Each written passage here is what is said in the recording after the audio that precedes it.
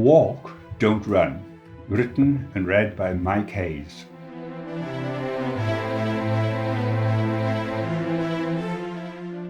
At this moment, Cliff was unsure of what was the real world, the one he had left or the scene that greeted him as he entered his house. In the lounge, his father was asleep, mouth open, sated, and oblivious of his son's ordeal. His mother sat in a window chair, struggling with a massive Christmas crossword from a tabloid, and fear of making too much noise lest she wake her husband. In the kitchen, the draining board was littered with the dirty crockery of a Christmas dinner for two. The work surface was covered with the debris of saucepans, cutlery, leftover vegetables, and a badly hacked turkey. From the lounge, his mother whispered, "Your father couldn't wait any longer, so I cooked myself. I didn't do for you two because I didn't know when you would be back. It was a good job too. Just where have you been?" Cliff took some time to adjust to this selfishness, and with mixed anger, emotion, and exhaustion, croaked a reply. "You know where I've been, the hospital. Mandy is dead." His mother paled, but said simply, "Why didn't you ring or something to let us know what was going on? We've been left wondering. You know what your father is. He likes to know, be kept informed."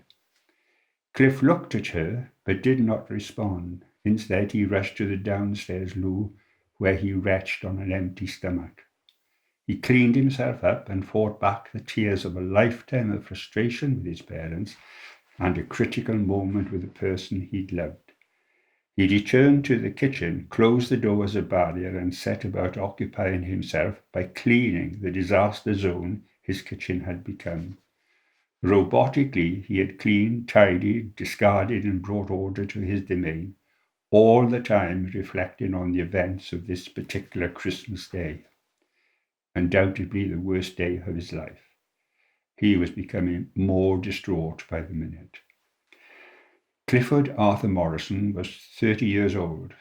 On his father's insistence, he had been named after his paternal grandfather and a once infamous trade union official. Until he entered university, he was known as Arthur, but freed of parental pressure and control, quickly reverted to his first full name. It still infuriated his parents, particularly as he, and all of who knew him, referred to himself as Cliff and not Clifford. At university, he had met, courted, and soon after graduating, married Amanda Prescott.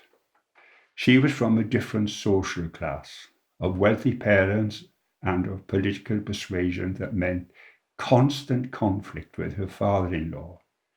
He would not have chosen her as a wife for his only son because, as he often said, she doesn't know her place. As a consequence, Cliff and Mandy, whilst making frequent visits and stopovers at her home, seldom visited the senior Morrisons at their home.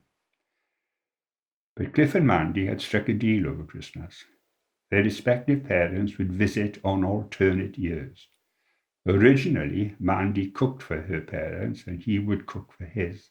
In this way, the nutritional mores of the so different people was adequately met. This being an odd-numbered year meant the Morrisons Senior were Cliff and Mandy's Christmas guests. Christmas Eve, late at night, as the young couple relaxed after different but equally, at least exhausting days of shopping and preparation, Cliff had carefully said, "I won't have to wear a tie and listen to the Queen's speech." Mandy's reply was quick and sharp. "It doesn't last as long as that poor turkey, nor fill the house with the smell of cabbage and sprouts for a week." Not wanting a confrontation, Cliff agreed and went further by adding, "They'll only be here a short while."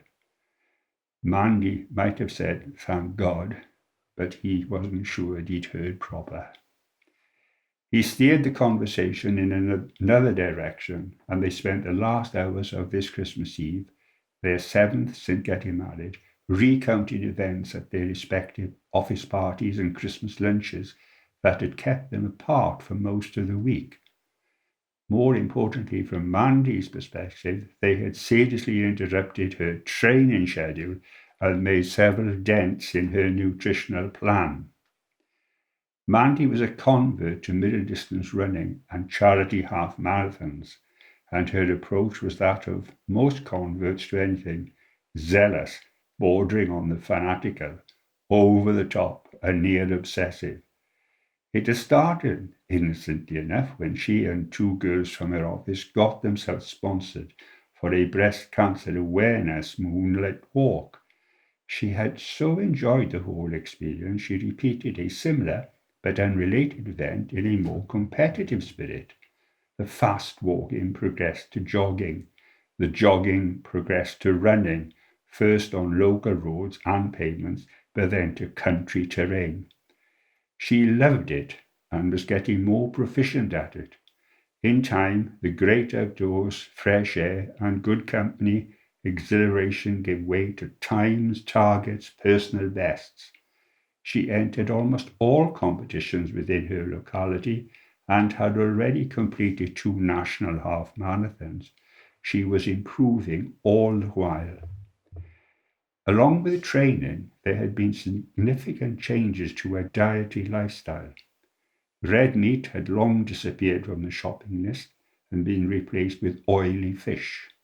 Vegetables aplenty, potatoes replaced with best quality pasta.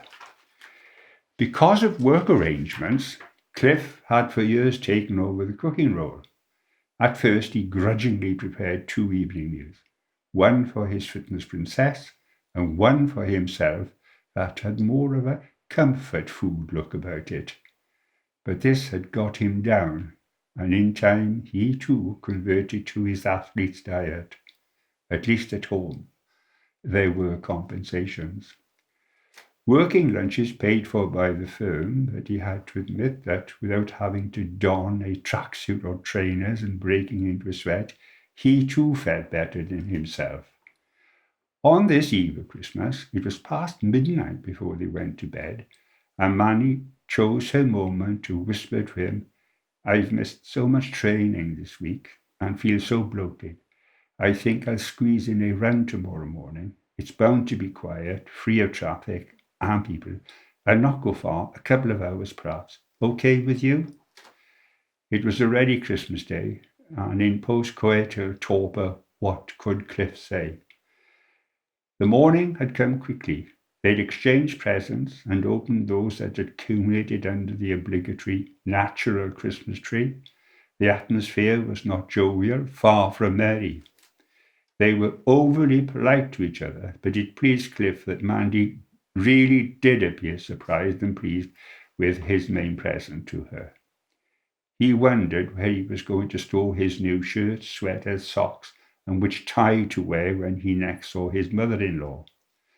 They slow breakfasted at the kitchen bar, Mandy on 2 whole grapefruit and her formula muesli. He indulged himself with warm croissants, expensive jam, and steaming black coffee. After all, it was Christmas, and the Morrisons were coming to dinner. Breakfast over, Cliff busied himself with the preparation of the mandatory turkey, apricot and chestnut stuffing, freshly made, of course. Mandy cleared the few breakfast dishes to the dishwasher and disappears upstairs to do their bed and clean the bathroom for the second time that morning. It was 10:30 when she reappeared in the kitchen in full running kit, plus headband and new pulsar chronometer, which had been Cliff's big present to her. How could he not to agree to her just going for a run? She kissed his cheek and said, "I'll go now. It'll be rude to wait for your parents and disappear as soon as they arrive. Be back about 12:30. Enjoy." At exactly 11 o'clock, the doorbell had signalled the arrival of his parents. Cliff hurriedly moved his car from the drive so that his father might park his car off-road. There was certain to be kids on new bikes, blades, or skateboards later. Once indoors, the 3 exchanged pleasantries. Cliff opened his present and expressed thanks for the white double-cuff work shirt. His mother put her and his father's presents in her bag to be opened later when at home. Cliff poured them each a sherry and explained his wife's absence. He wasn't sure if his parents were sad or glad. The senior Morrisons settled down to the lounge and kept up a tittle-tattle conversation with their son, who remained busy and absorbed in the kitchen. At 12:25, true to her word, a breathless, sweaty, glowing Mandy made her entrance. She politely wished her in-laws a Merry Christmas and apologized for her appearance and condition, and said she would soon be showered and changed.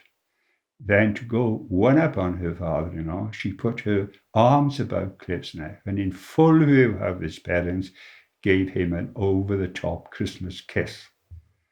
Mum and Dad Morrison so disapproved of shows of affection in public.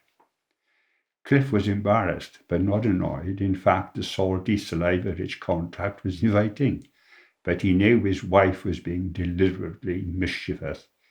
He had to be the one to disengage her arms. 30 minutes later, she reappeared in the kitchen, radiant and full of bonhomie. Dinner was just ready.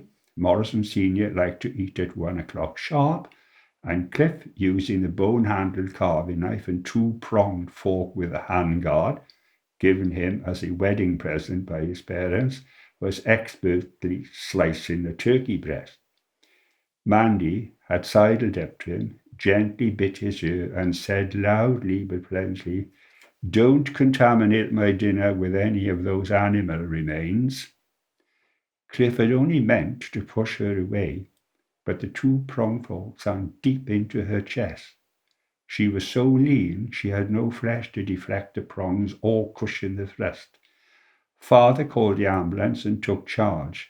He advised his son not to withdraw the fork for fear of letting bad air in, and so Mandy entered casualty with a wedding present protruding from her chest.